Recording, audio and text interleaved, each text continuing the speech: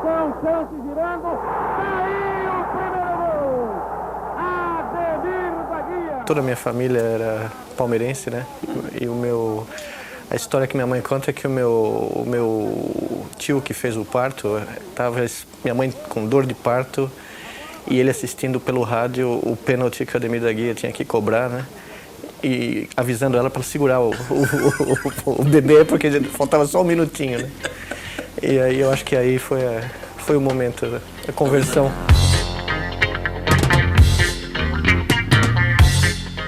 Miguel Nicoleles é um apaixonado pela mente e pelo time dele, o Palmeiras. Aqui na Universidade Duke, na Carolina do Norte, esse pesquisador brasileiro olha de forma inédita para o cérebro humano, que para ele não é um órgão que simplesmente reage aos estímulos externos, mas que cria um modelo do mundo que nos cerca e vai se adaptando à realidade. Nicoleles lidera equipes que estão revolucionando a neurociência e poderão em breve ajudar pessoas paralisadas ou trazer esperanças para quem sofre do mal de Parkinson. Testes em ratos já acabaram com os sintomas da doença. A gente combate esse sintoma, que é a sincronia do disparo elétrico das células. E em conseguindo fazer que essas células saiam, a gente fala fora de fase, né? Que elas saiam fora de... Literalmente. O sistema motor volta a poder funcionar de uma maneira normal. As investigações desse paulistano ganharam pela primeira vez a capa da Science, uma das revistas de ciência mais prestigiadas do mundo. Mas longe dos grandes centros de pesquisa está acontecendo uma outra revolução liderada por Nicoleles. Ele fundou no Rio Grande do Norte o Instituto Internacional de Neurociências de Natal, que desenvolve pesquisas de ponta e onde alunos da rede pública fazem trabalhos que atraem a atenção de cientistas de alto nível do mundo inteiro. Este programa especial vai mostrar para você este homem e as ideias dele. Começa agora o Espaço Aberto Ciência e Tecnologia.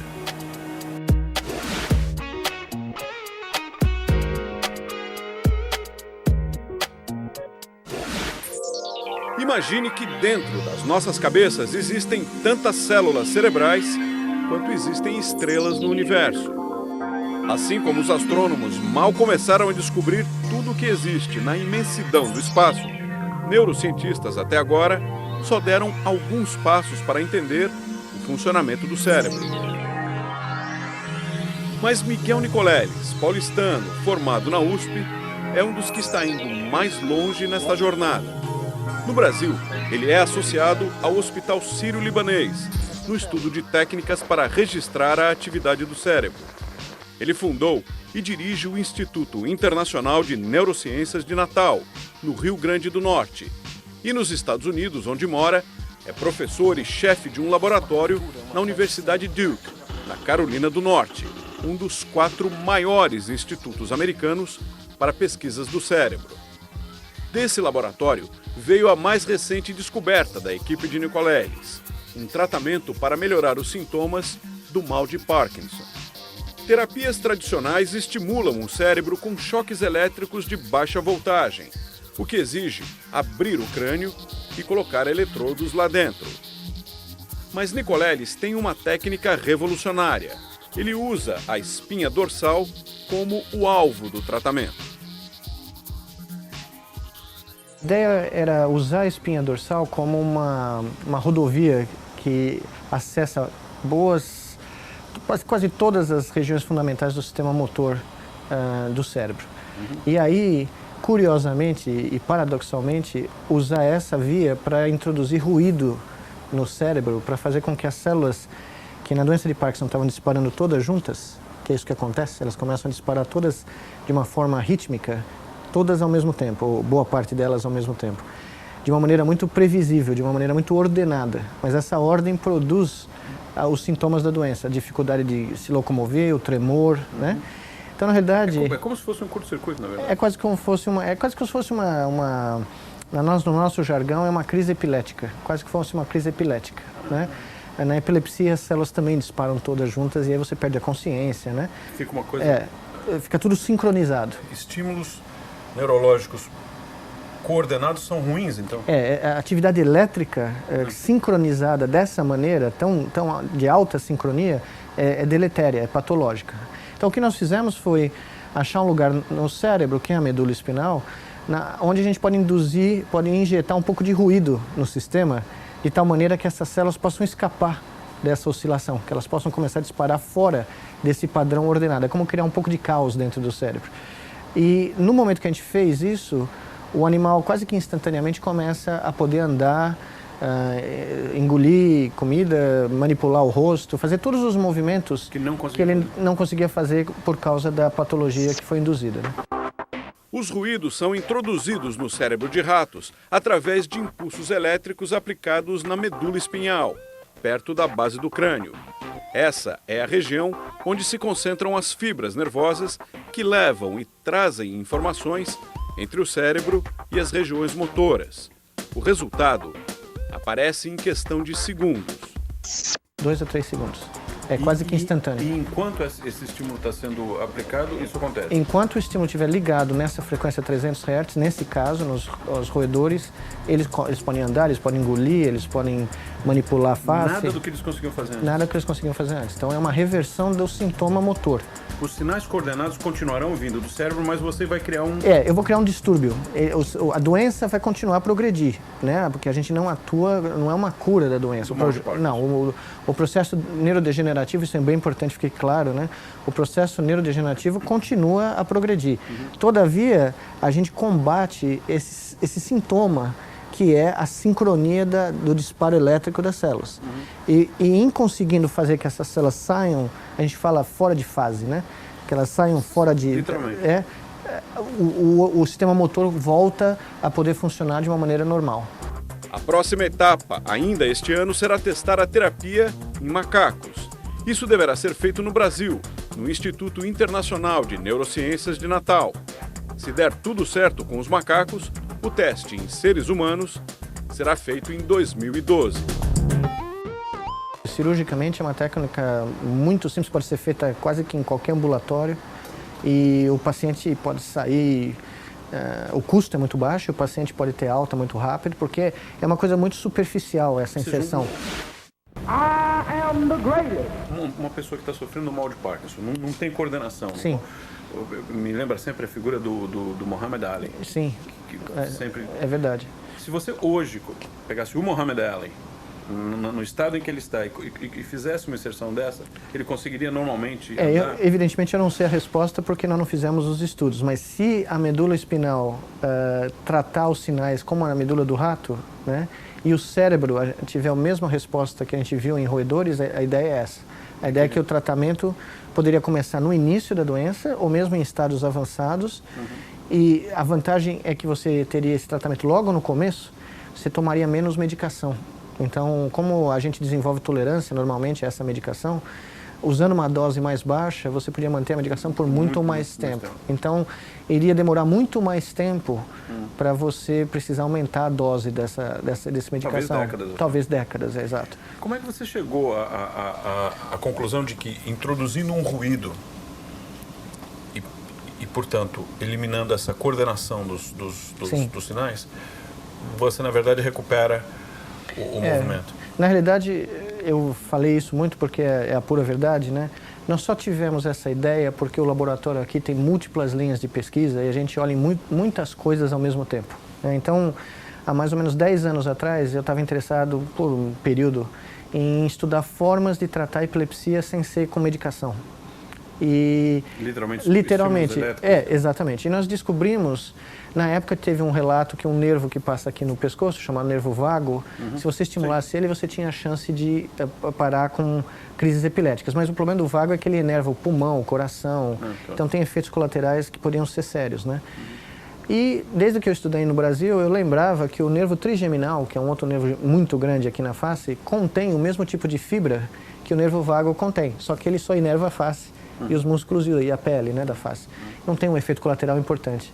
E nós estimulamos o nervo trigeminal e conseguimos desincronizar os neurônios de uma crise epilética. Nós publicamos isso, foi um trabalho foi muito interessante, 10 anos Então, atrás. teoricamente, numa crise epilética, a face, pelo menos, não A estava face, afetada. exatamente. Foi o que nós vimos nos ratos. Nós conseguimos um efeito até que global nos ratos, do corpo inteiro, né?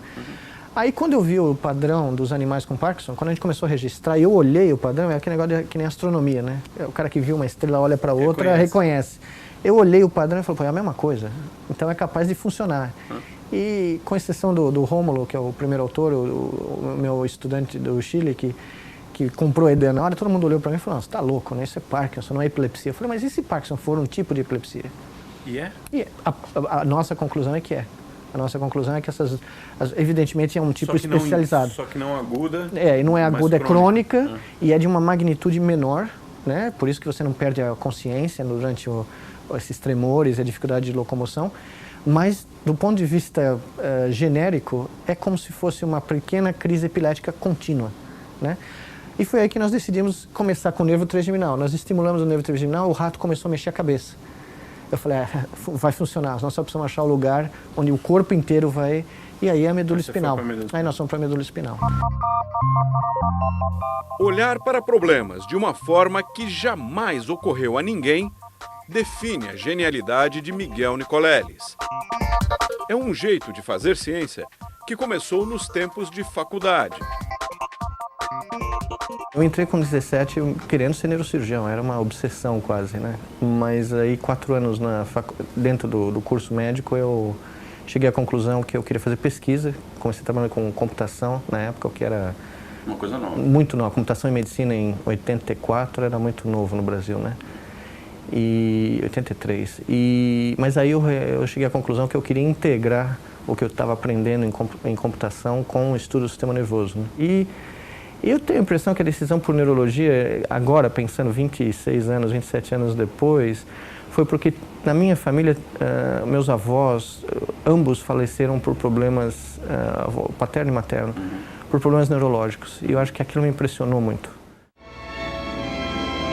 O primeiro trabalho internacional de Nicoleles nasceu de pesquisas com as infecções hospitalares no Hospital das Clínicas. E o drama do menino Eric não foi um caso isolado. Uma exceção. Enfermarias e centros cirúrgicos do Hospital das Clínicas estavam com alto índice de contaminação. Na década de 80, quando os microcomputadores começavam a chegar no Brasil, ele usou os programas para mapear as infecções e entender como elas se tornavam resistentes. E não só isso, ele transformou as informações em gráficos que todos entendiam. E aí eu percebi o poder da computação, né? Porque fosse uma simples transformação do dado que estava lá, claro, com estatística, feito de uma maneira, né, quantitativa, mas as pessoas conseguiam em 10 segundos entender as razões das infecções hospitalares terem aumentado tanto naquele período, né?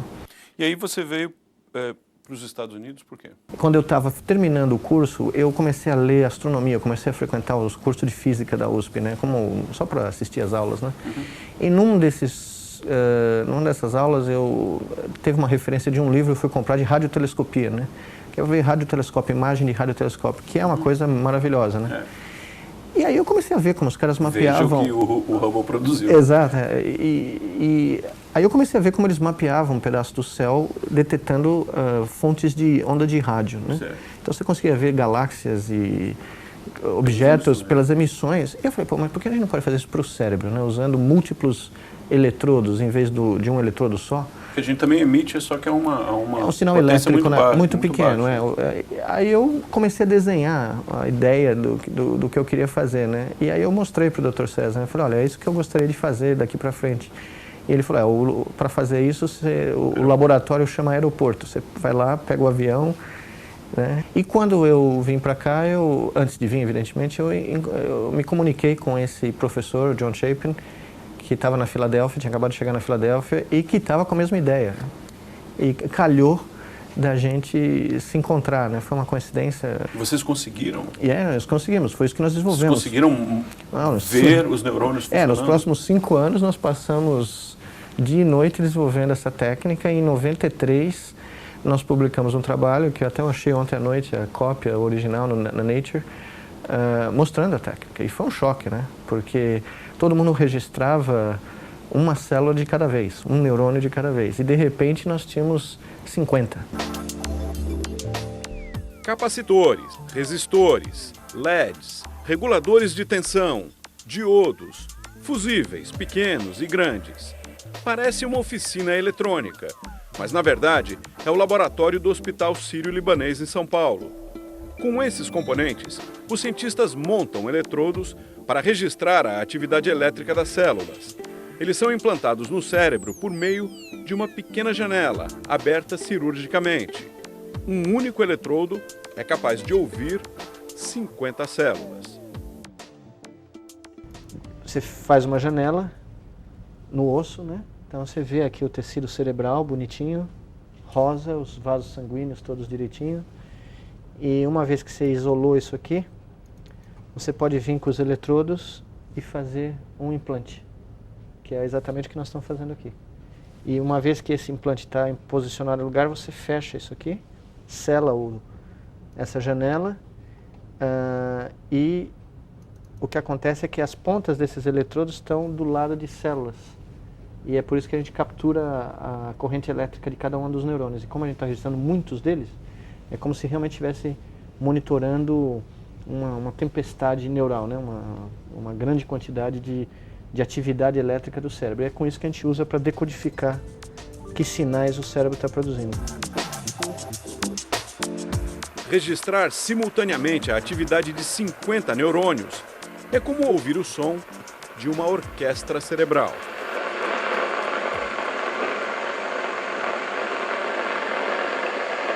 Isso aqui é a sinfonia do cérebro, né? A gente está ouvindo o disparar de uma célula do cérebro. Se a gente aumentar aqui, cada clique desses é uma célula disparando um sinal. Dá para ouvir o cérebro. E essa é a imagem que corresponde a esse clique. Esses são os potenciais elétricos de 3 células, né? Cada cor representa uma célula. E aqui é um padrão de mais ou menos 40 células sendo registradas simultaneamente. A gente pode passear pelo cérebro indo em diferentes canais aqui e ouvir o som de cada uma dessas células.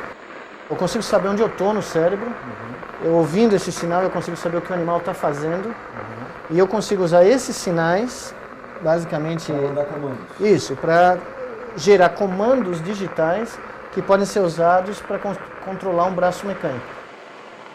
Então agora esse animal está em repouso, né? Tá tranquilo, e se ele ficar em repouso mais tempo aqui, a gente vai ouvir um barulho que parece um barulho de helicóptero, né? Que é quando ele começa a dormir. Ou se ele começar a andar, esse sinal vai ficar numa frequência mais alta, então eu consigo determinar o que o animal está fazendo. Então agora ficou mais intenso. Ficou mais intenso, ele está começando a andar. Agora o animal está indo dormir.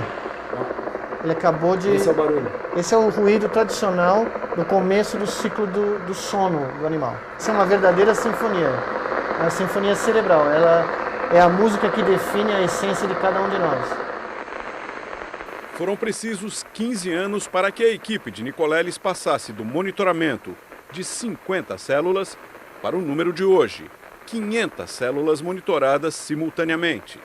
O objetivo agora é chegar a 20 mil.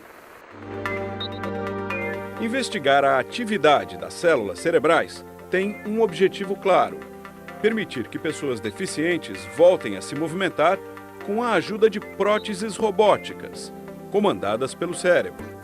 Mas esse é um assunto que nós vamos explicar melhor no próximo programa. Estamos saindo da Universidade Duke. Nos corredores, as grandes paixões de Nicoleles ficam claras: a ciência e o Palmeiras. Mais precisamente, Ademir da Guia, o divino.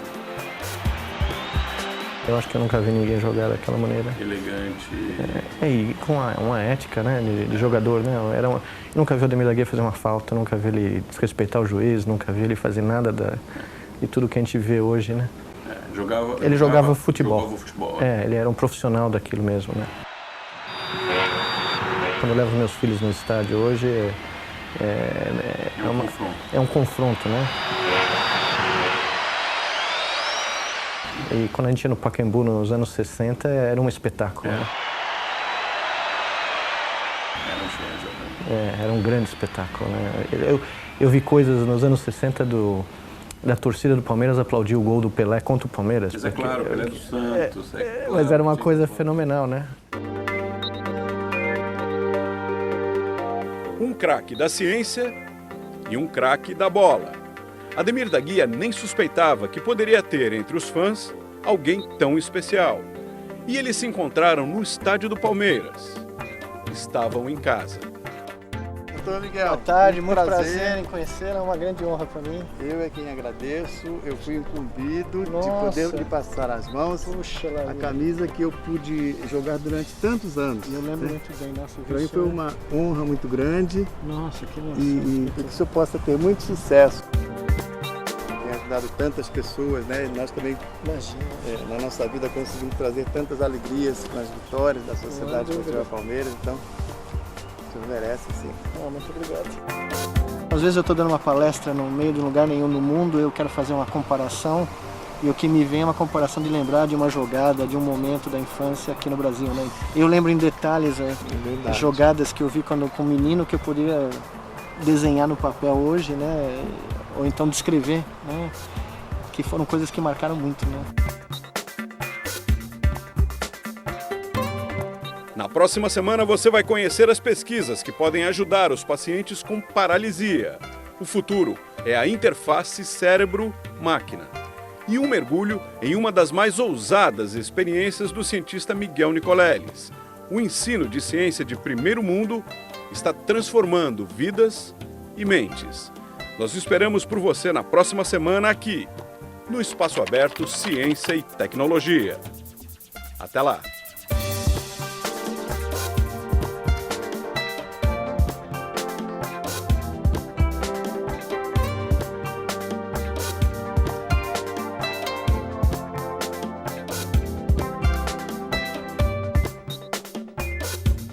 Sonhar grande e sonhar pequeno é o mesmo tempo de sonho, só que o resultado final é bem diferente, né? Então ela fala, se é para sonhar, sonha grande, né? Vai a fundo, porque seja o que você conseguir completar desse sonho grande, vai ser muito maior do que o sonhinho pequeno.